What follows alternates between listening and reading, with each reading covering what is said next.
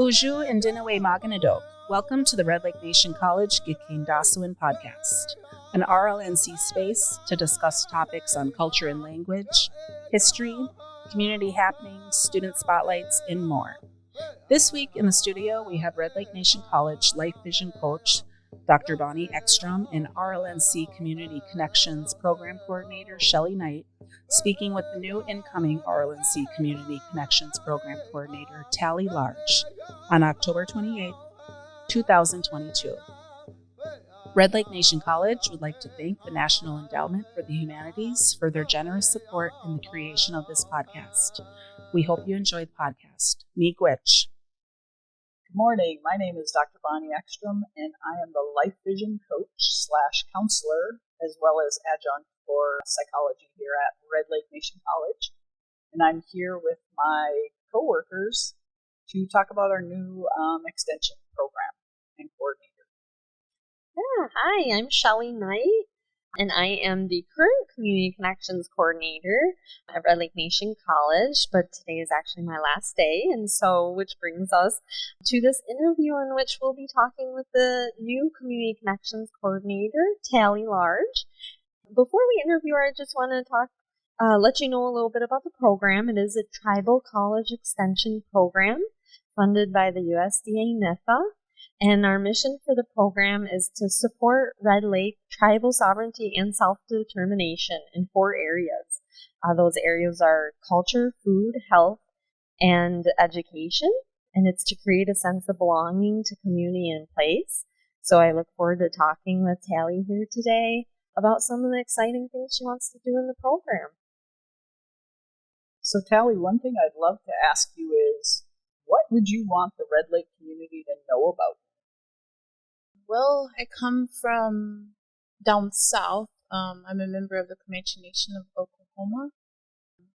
And if I wanted to open up, I would start with a hello. So, Madatweka, Nananyata, Karare, Quahada Band, and Benetaka are my bands. On my mother's side, we are Quahadataka, and that's meaning antelope band, because our tribes had followed the antelope in the plains. And that on my father's side, we are Benetaka band, which means strikes fast. And we are also honey eaters. So a long time ago, we used to follow the honey, and we were like war people.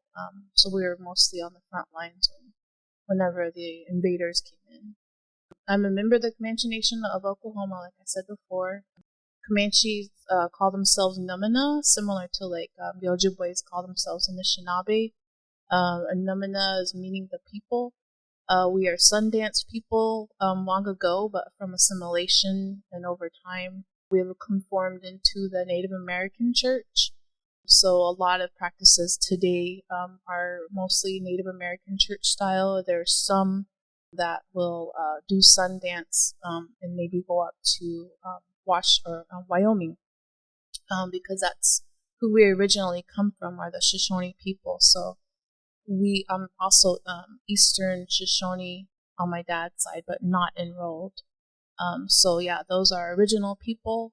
We broke off from them in the 1700s. And so currently I live on the Leech Lake Reservation. I'm married to a Leech Lake band member, Daniel DeVault, of 8 years.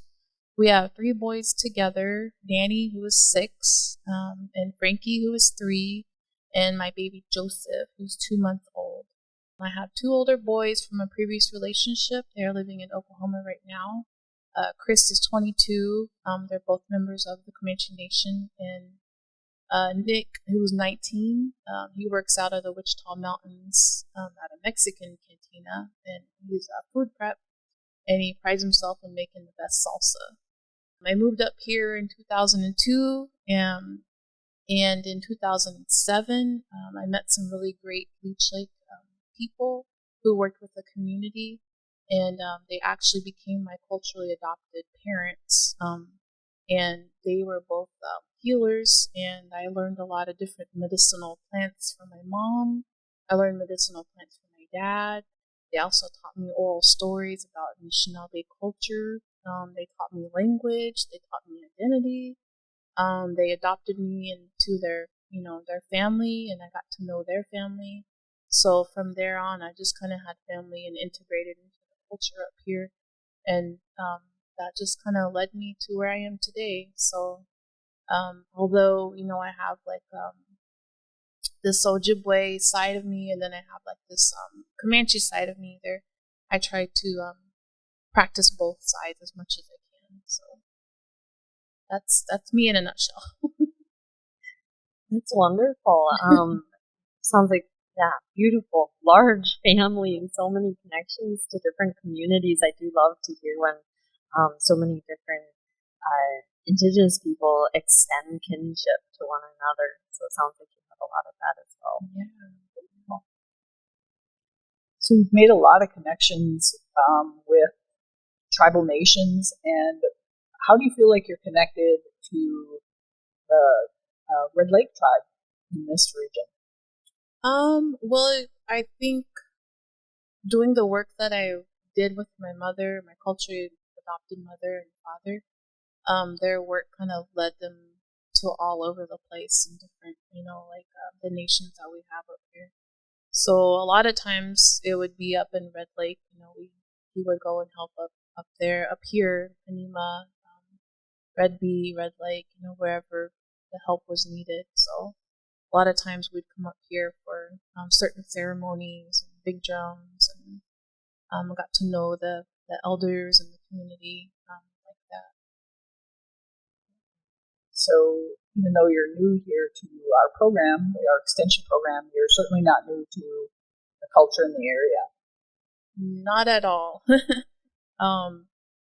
I've done a lot of work up in White Earth, as far as working with them in the extension program. We did a lot of food foraging for the past 2 years, and I think this summer was the first time we didn't because of I was still pregnant, just kind of taking it easy. But before then, I worked with the extension program, and we did a lot of food foraging for the summer months. So we did May, June, and July, and August.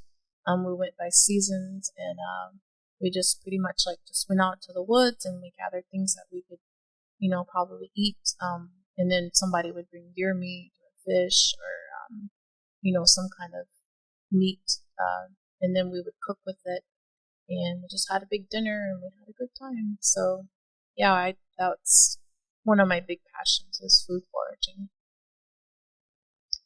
That's great. And what other type of passions do you have? I have so many.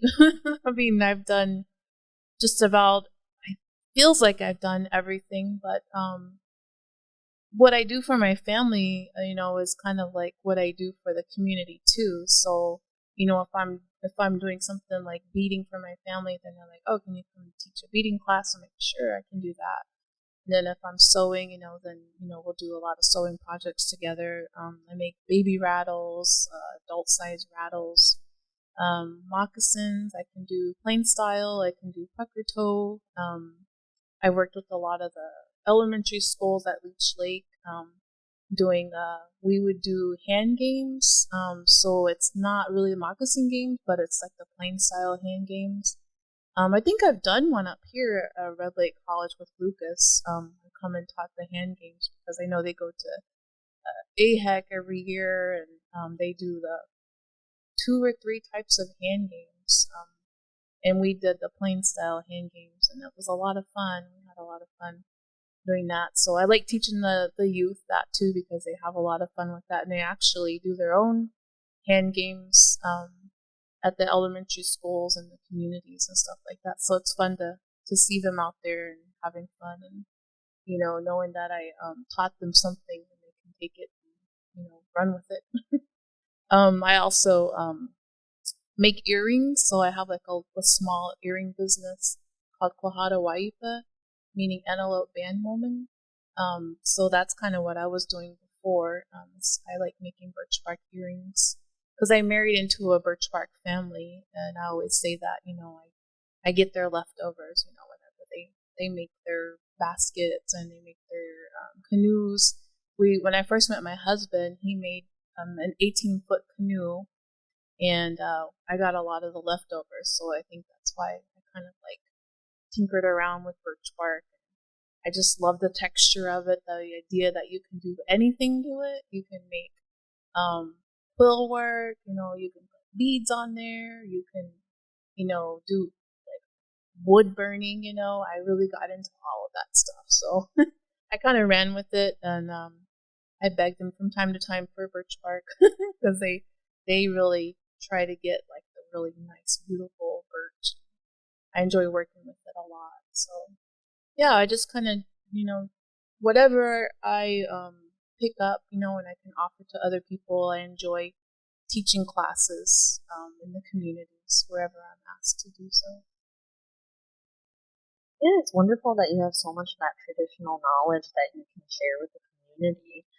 And it sounds like, too, with a lot of your programs, you make sure to really center the language as well. And working with Lucas, I think that's awesome. That, yeah, a lot of our programs in Community Connections, we love to have that language part of it. And yeah, I was also wondering, so in addition to your traditional knowledge, could you tell us some more about your educational background? Yes, in 2007, I started at the Leech Lake Tribal College, and I graduated out of there in 2009. That was the first time. I was telling somebody the other day that I got to fly on an airplane and got to go to ACES, which is American Indian Science Engineering Society. And I was particularly interested in nursing at the time, so they was like, oh, maybe you should go into our STEM program, because it was all brand new at the time, and it sounded so like interesting. And so we got to go to ACES, so I got to go to Phoenix, and they sent me to AHEC, and that was in Albuquerque, and I was just like having the time of my life over there, because it was going on. We got to do all kinds of fun stuff. And at that time also, I didn't realize, but I was decolonizing myself, because I was learning my history. I was learning about boarding schools, and I tell you, I had the most toughest time reading books, that were pertaining to boarding schools, and it was really, really, really heavy stuff. So I just always think that, tribal colleges are so important to our indigenous peoples, learning history, and, understanding, like what happened to our people, and understanding ourselves and our families, and then in a way, how we are all connected in that way. So it's something special and something important that I think tribal colleges can offer. And yeah, so that was really heavy, whenever I started my tribal college journey. And then after that, education was just kind of like became, really important to me. So I just kept on going. After that, I started at Bemidji State University. I got into their Indigenous Studies program, and then I graduated out of there in 2017. And then shortly after, I heard about this master's program at U of M. It was brand new also. So environmental sciences has kind of always been my passion. And, being outdoors and learning about plants and learning about, like relationships out there. So I got my master's in tribal resource environmental stewardship, which is called the MTREES program. And I just graduated in May of this year. So yeah, I've always wanted to go to work in some type of field that pertains to an environmental program, whether it be, the Department of Resource Management or teaching, and I think this program that I'm in right now is going to fit really perfect, and I can see how the connection is going to go. So I'm excited. Thank you. Yeah. So that just fits really well with my next question is, how did you find us? You do sound very well suited for this position, and we're excited to have you.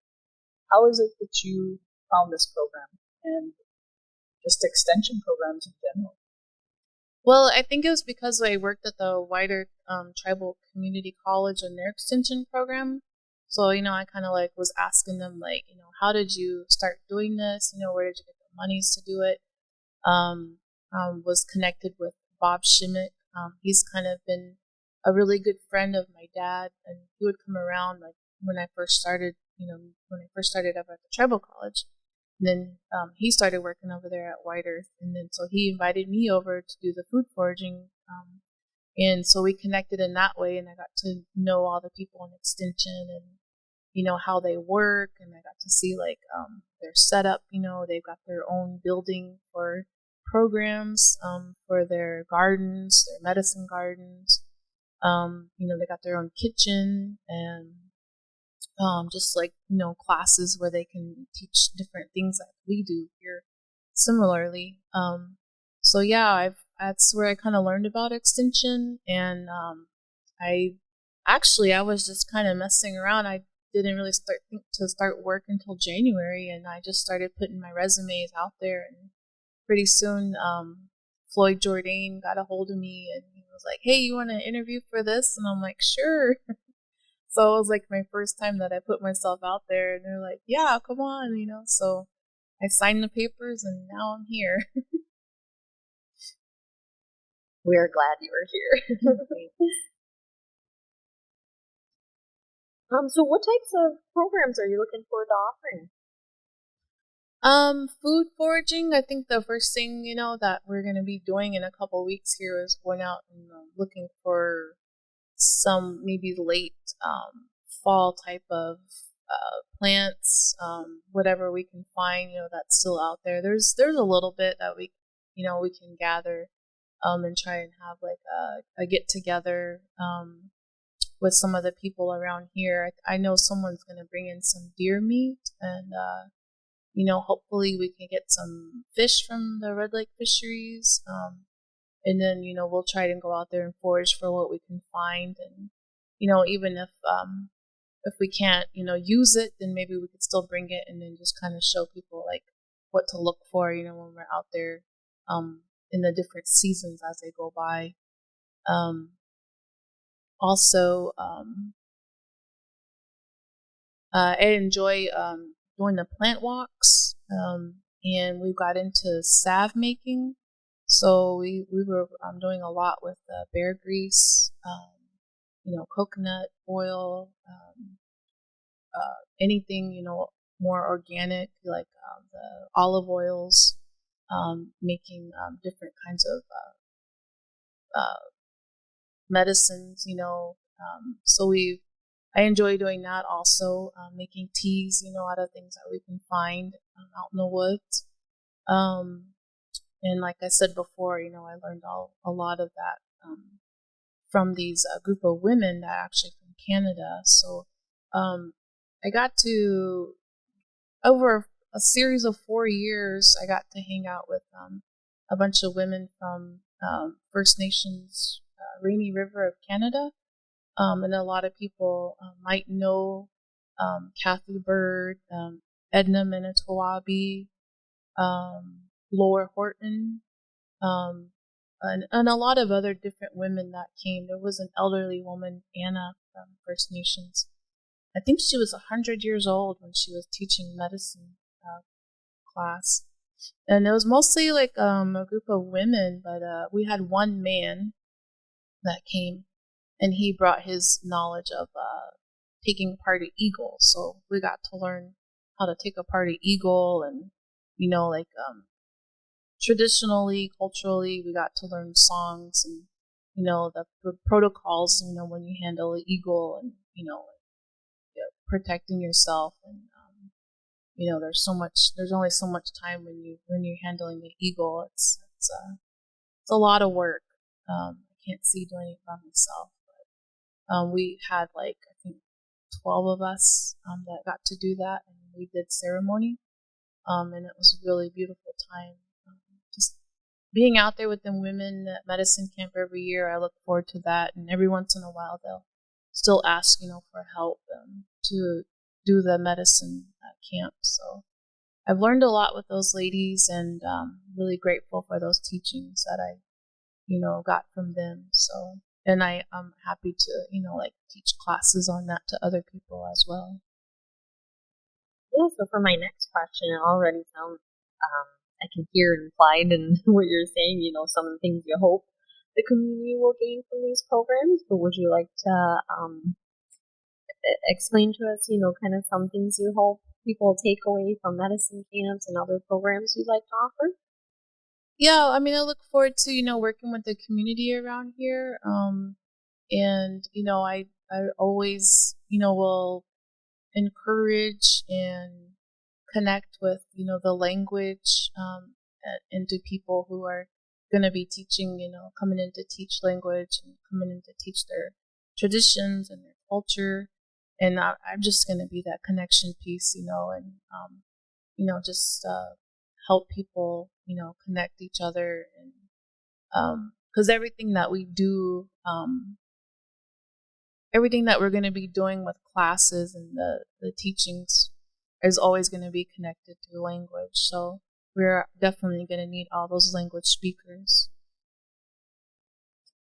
Yeah, and I think one of the greatest things about being community connection coordinator is you're really in that position where the community can come to you and kind of tell you directly what they're wanting to see more of. And so what are some of the ways you hope the community will come to you to give you that kind of input?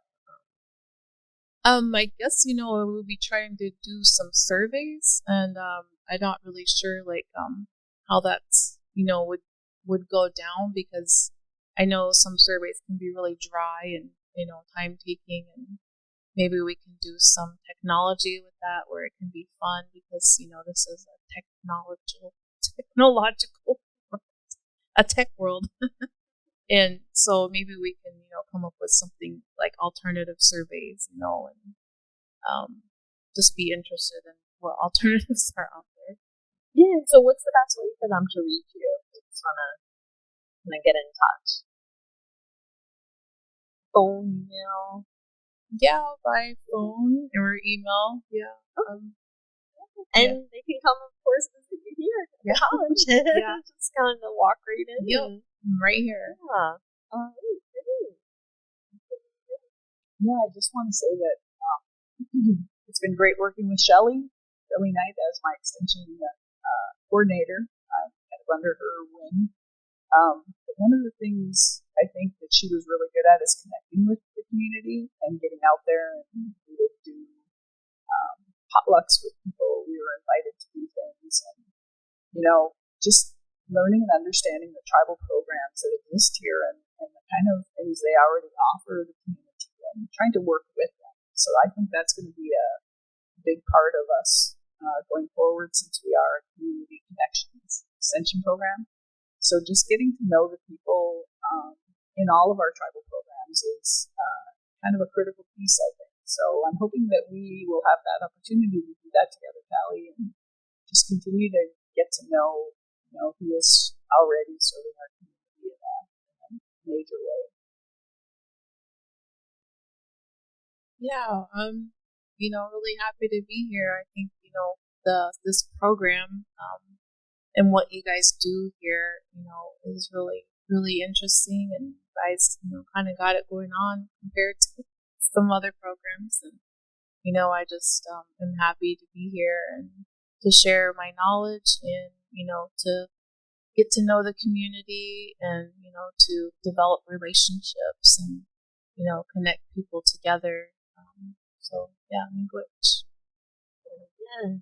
And leaving this program, I am leaving to move back to New York to live closer to family. And it's been a great honor to be part of this program, working with Buck and Bonnie, and Tammy and the rest of the college team. And an even greater honor is to see Tallie take this position, so that even from New York, I can follow what Community Connections is doing, and so looking forward to seeing the foraging and all the other programs you do. So thank you for letting me be a part of this program and getting to know you before I leave. Miigwech. Miigwech. We hope you enjoyed this week's episode. Please join us next week as we hear from Red Lake Nation College Life Vision Coach, Dr. Bonnie Ekstrom, and Red Lake Nation College Community Connections Program Coordinator, Shelly Knight, speak with staff from Ikwe-Wigaming Women's Shelter. Gigawabamin. Achimi Gwitch to the following for their efforts in the creation of this Red Lake Nation College Gikendaasowin podcast episode. Opening and closing music by Director of Equity, Cultural Education and Archives, Floyd Buckjordane. Opening, introduction, and closing by Red Lake Nation College student Rebecca Peterson. Host this episode, Dr. Bonnie Ekstrom and Shelly Knight. Guest speaker, Tallie Large. Production by IT Director Josh Nelson.